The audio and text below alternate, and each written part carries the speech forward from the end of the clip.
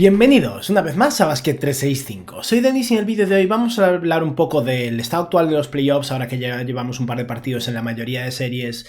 Vamos a hablar de las sensaciones que está dando cada equipo, de cómo pintan las cosas, sobre todo de negativo, ¿no? En el caso de esos equipos que ya están 0-2 o que pinta que, bueno, que tienen pocas posibilidades en sus respectivas series. Y vamos también a comentar un par de noticias. Se ha confirmado ya el ganador del sexto hombre del año. También se han hecho ya esos tiebreakers, digamos. No me sale la palabra en castellano.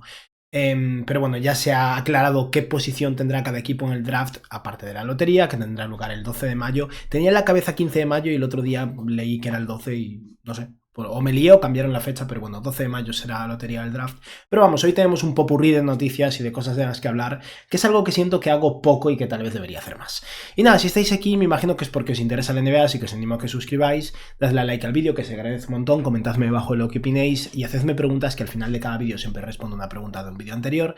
Y vamos a empezar entonces hablando de esas votaciones por el premio a sexto hombre del año, donde Payton Pritchard es el ganador. Es lo que me esperaba. Yo personalmente en mis votos particulares puse a Malik Beasley por un motivo muy claro. Payton Pritchard es el, de verdad, sexto, séptimo jugador más importante de los Celtics, mientras que Malik Beasley este año, con la lesión de Ivy especialmente, era posiblemente el segundo mejor jugador de los Pistons, y creo que al final eso es algo que importa más allá de los números brutos, pero bueno. Pritchard se lo merece y desde luego a nivel de votaciones arrasó. Me alegro, obviamente, como fan de los Celtics. 82 puntos como favorito, digamos, para Payton Pritchard. Se llevó 13 votos de segunda posición y 5 votos de tercera posición. Mientras que el único que supera los 2 votos de primera posición, aparte de Payton Pritchard, fue Malik Beasley con 13. Hay una diferencia abismal. Se llevó 66 de la segunda posición y 16 de tercer puesto. Y Ty Jerome fue el claro tercero con pocos votos de primera posición y 12 en la segunda y 45 de tercer puesto. Y luego tenemos a DeAndre Hunter y Naz Reid cerrando el top 5. Tras eso el resto son restos. Nicky Alexander-Walker se llevó 3 votos en total. Westbrook se llevó 4 votos en total de tercera posición. Y Alex Caruso se llevó un voto. Pero bueno, Payton Pritchard, sexto hombre del año. Esperemos que no sea como el año de Malcolm Brogdon, porque ese año acabó con Boston perdiendo las finales contra los Warriors, si no me equivoco. ¿O fue el año siguiente? Puede que Brogdon ganara en 2023. Sea como sea, sé que el año de Brogdon no fue bueno para Boston al final. Y bueno, aún por encima Tatum tiene ahora la muñeca mal. No hay nada oficial. Bueno, según los rayos X no ha sido una lesión súper grave, pero sí que es cierto que bueno, se ha confirmado al final que está como mínimo tocado de cara a este próximo partido y no sabemos si jugará o no. Y Tatum nunca se ha perdido un partido de playoffs, habrá que ver qué pasa ahí. Es cierto que si tienes que perderte un partido, que sea el segundo partido contra los Magic, cuando vas ganando un 2-0, puede que sea lo mejor para los Celtics y para Tatum, pero bueno, a ver qué pasa. Otra cosa que ha ocurrido, y luego hablaremos de los playoffs, es que se han resuelto los tiebreakers de los diferentes equipos que tenían el mismo récord a nivel de temporada regular. Tengo aquí... Bueno, os voy a poner el orden del draft y ya está, pero tengo los tiebreakers por otro lado. Pero aquí lo tenemos. Este es el orden del draft ya oficial, obviamente teniendo todavía pendientes esa lotería del draft. Los tiebreakers que había pendientes eran unos cuantos. Para empezar, Houston y Portland tenían el mismo récord. Al final, esto con el pick de los Suns realmente, o sea, Phoenix y Portland acabaron con el mismo récord. Aquí ganó Phoenix, con lo que ganó Houston. Se quedan con la novena posición de cara a la lotería los Rockets, mientras que Portland se queda en la 10ª posición. Es un pick bastante flojo para Portland, que es cierto que es un equipo joven, con mucha infraestructura defensiva y que peleó duro, pero es una posición desventajosa desde luego de cara a la lotería, a ver qué pasa ahí. También teníamos un empate entre Dallas y Chicago. Ahí ganó Dallas, con lo que quedan de 11º y Chicago de 12º. Y teníamos también un empate muy curioso en esa 13ª y 14ª posición entre Atlanta y Sacramento, pero curiosamente Atlanta controla el pick de los Kings, protegido en el top 12, con lo que ahora mismo les pertenece, y San Antonio controla el pick de Atlanta, o sea que Atlanta para ganar tenía que perder el tiebreaker y le salió bien. Perdieron el tiebreaker por lo que su pick se convierte en el 14 y se va a San Antonio, y al mismo tiempo el pick que controlan de Sacramento se convierte en el 13 y se va a Atlanta. A menos que obviamente Sacramento tenga muchísima suerte y escalen al top 4, en ese caso se lo quedan los Kings, pero es muy poco probable, ¿no? También teníamos empates en Esta hora iba de cabeza, pero dejadme confirmar un segundillo. Teníamos empates también con los Grizzlies, Warriors y Bucks. O sea, aquí. Picks 19, 20 y 21. Y 20. 1, 2, 3. No, perdón. 18, 19 y 20. Eran estos.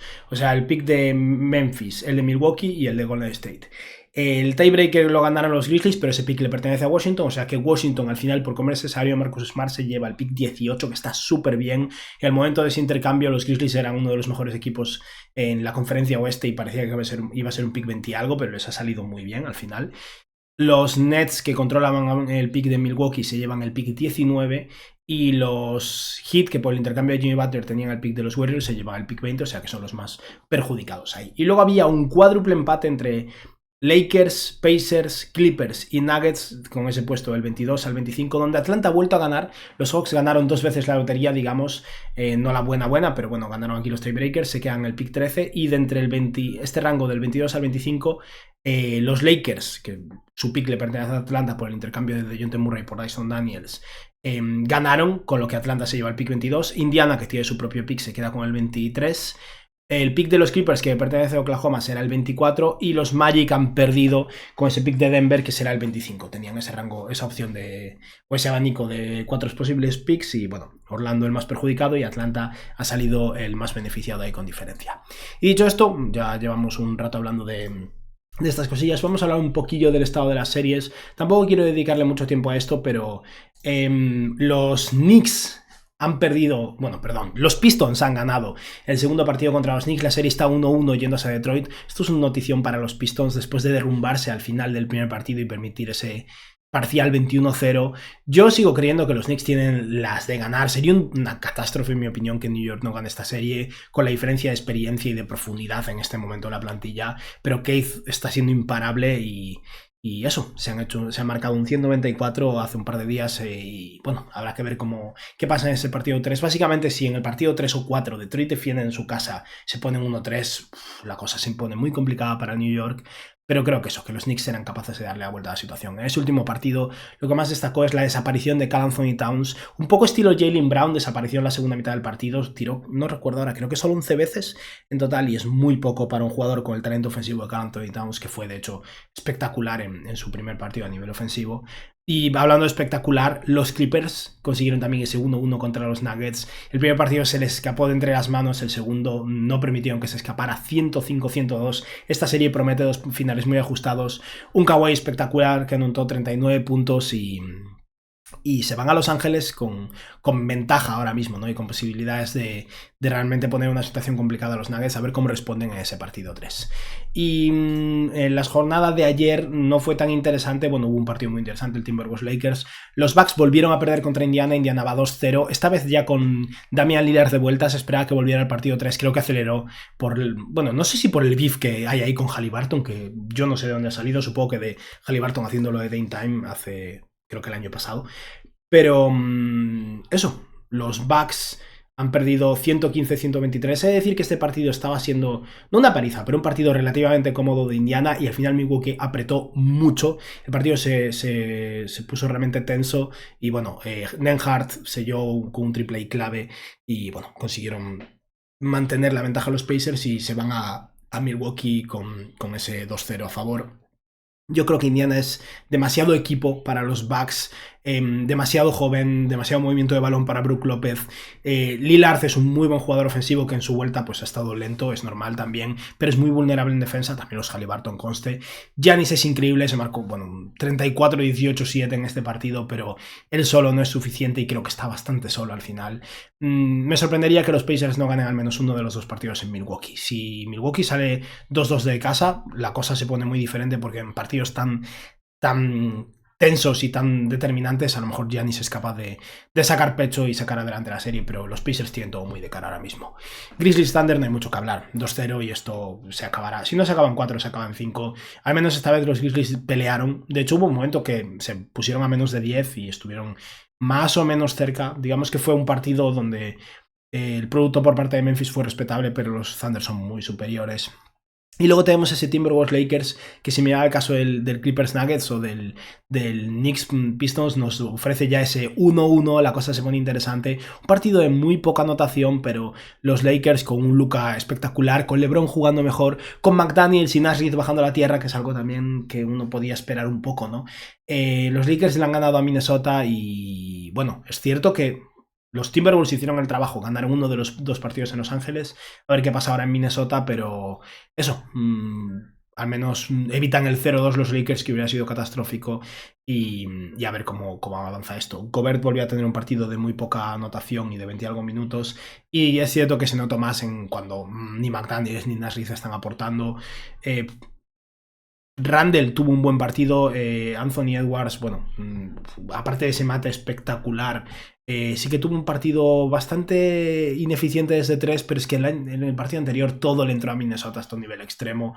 Lo decía en el otro partido, McDaniels no va a volver a hacerse, no me acuerdo qué hizo, un 13 de 15, 3 de 11 en este partido, y no es ni una cosa ni la otra, pero la realidad es que hace falta un término medio ahí, ¿no? Y creo que los Lakers tienen muchas posibilidades de ganar esta serie, lo decía en el minuto 1, se emparejan muy bien contra Minnesota, van a atacar a Mike Conley, que solo jugó 21 minutos, van a atacar a Rudy Gobert y a forzarlo a jugar menos de lo que necesitarían los Timberwolves, y Gobert solo jugó 28 minutos, pero Minnesota necesita un nivel de acierto superior por parte de sus jugadores. Tiraron muy mal de 3 en general, 5 de 25 en triples por parte de los Timberwolves. Son pocos y no es suficiente. Y bueno, LeBron siendo agresivo, Luka siendo el mejor jugador de esta serie, que es lo que está siendo, pues consiguieron ganar ese partido 2. Y a ver cómo avanza la cosa. Tengo muchas ganas de ver qué consiguen hacer los Timberwolves en Minnesota, a ver si ponen tensos a los Lakers o no. Y ya está, con esto hemos acabado por hoy. Quería hablar un poco del estado de estas series, de cuánto confianza me dan unos equipos u otros. Todavía nos falta el partido 2 de Boston-Orlando, Miami-Cleveland, Warriors-Rockets, que también tengo muchas ganas de ver ese partido. A ver si juega Tatum o no, pero aparte de eso, para mí lo interesante es ese Warriors-Rockets. Y ya está, esto ha sido todo por hoy, y simplemente por acabar vamos a responder una preguntilla, y esta está relacionada con mi vídeo de los maps, que por cierto mañana en un principio sacaré el de los Hawks. Esta es una pregunta de Jesús Maldonado Ródenas, creo. Una pregunta para el siguiente vídeo. ¿Por qué Davis es un 5? Entiendo la versatilidad que aporta en la posición de 5, pero su mayor éxito competitivo lo tuvo con pivots menores que no jugaban los minutos decisivos. Yo llegué incluso a leer tweets de medios americanos que decían que jugar de 4 liberaban ataque. ¿Tú qué opinas? Un saludo de un ex fan de los maps.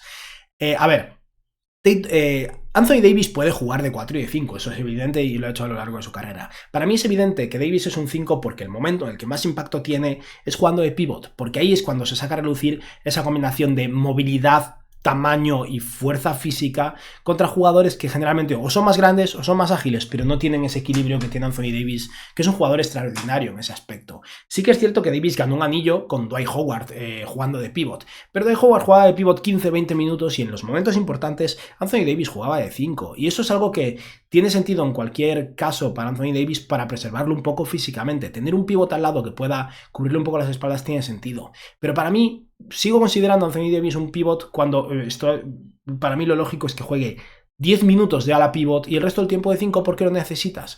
Y en un equipo como Dallas, aún si se va a Lively, podría hacerlo. Podría jugar con Gafford 10 minutos en total a lo largo del partido con algún pivot suplente extra que puedan conseguir en algún otro momento. Pero la realidad es que la manera en la que Anthony Davis destaca es de 5, porque a nivel posicional en ataque como a la pivot, su tiro desapareció completamente. El tiro que prometía cuando llevaba pocos años en la NBA o el tiro espectacular que tuvo la burbuja ha desaparecido y no está ahí. Por lo que no espacia el campo, está más lejos del aro para rebotes ofensivos, que es una virtud de Anthony Davis también, y en general pierde muchísimo impacto ofensivo. En defensa puede jugar en función del emparejamiento de 4 o de 5, porque también es cierto que a nivel de ayudas defensivas es increíble, y ahí puede que jugar de 5, de 4 pueda tener un poco más sentido, sobre todo si es un 4 que no es un gran tirador, pero al final generalmente se habla de la posición en ataque, y en ataque Anthony Davis para mí es un 5, aun si puede jugar de 4 en ocasiones. Y ya está, con esto hemos acabado por hoy. Espero que os haya gustado el vídeo y que tengáis un buen día. Adiós.